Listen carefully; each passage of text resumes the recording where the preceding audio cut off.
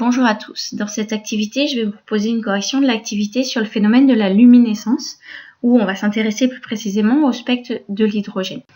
Donc, première question, je vous fournissais les deux spectres, on l'a déjà vu en classe. Le premier spectre est un spectre d'absorption, puisqu'on a un fond coloré avec des raies noires, et le deuxième spectre est au contraire un spectre d'émission, un fond noir avec des raies colorées. Est-ce que ce spectre-là est distribué de façon continue ou discontinue? On voit qu'on a certaines raies qui sont absorbées ou certaines raies qui sont émises. Donc c'est de manière discontinue, d'accord? On n'a pas un passage continu d'une couleur à l'autre. Ensuite, je vous demandais de comparer ces deux spectres. On voit que les raies d'absorption et d'émission coïncident. Et ça tombe bien puisqu'en seconde, vous avez vu qu'un atome ne peut absorber que les radiations qu'il est susceptible d'émettre, d'accord? Les longueurs d'onde pour l'absorption et l'émission doivent être les mêmes. Pourquoi elles doivent être les mêmes? On le verra tout à l'heure. Alors, question suivante, petit rappel, dans le cas d'une émission de lumière, est-ce qu'on passe d'un niveau inférieur à un niveau supérieur? Pareil pour l'absorption. Donc, pour l'émission, l'atome perd de l'énergie, donc il passe vers un niveau inférieur. Pour l'absorption, au contraire, il reçoit de l'énergie, donc il va passer vers un niveau supérieur.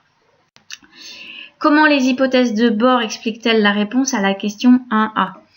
Alors, à cause de la quantification des niveaux, on voit bien qu'on ne peut pas faire n'importe quel passage. On est obligé de passer d'un niveau précis à un autre niveau et donc d'absorber ou d'émettre une quantité précise d'énergie.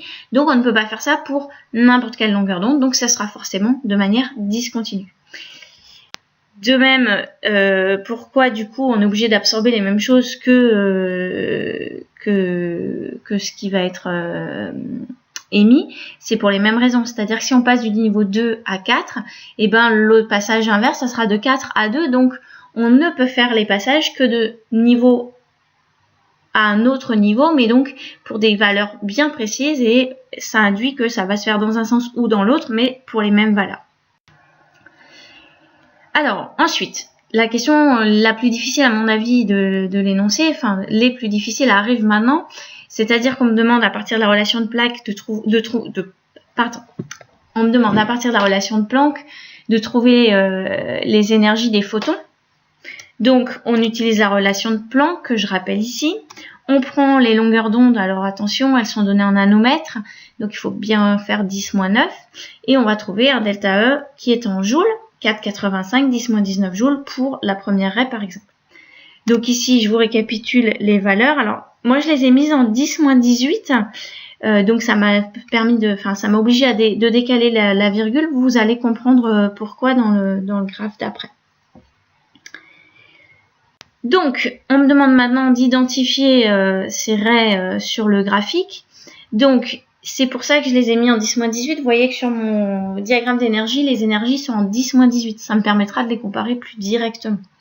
Donc, le bleu clair, c'est 0,409 -18 joules. Et on remarque que c'est exactement l'énergie entre le niveau à 2,04 et à 1,63. Donc, du passage du niveau 4 au niveau 2. Pour la raie rouge, ça correspond à 0,30 10-18 joules, et on voit que ça correspond exactement au 1,93 moins 1,63, donc au niveau 3 au niveau 2. Pour les deux autres radiations du spectre, on m'explique que elles vont arriver sur le niveau 2, mais donc que les niveaux ne sont pas indiqués sur le diagramme.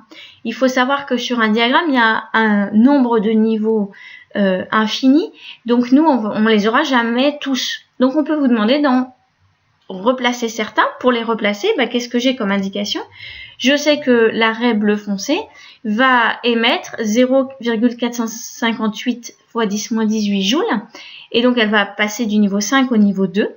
Donc, je peux placer mon niveau 5 à 2,09 10-18 joules, puisque c'est le niveau d'arrivée 1,63 plus ce qui est émis 0,458.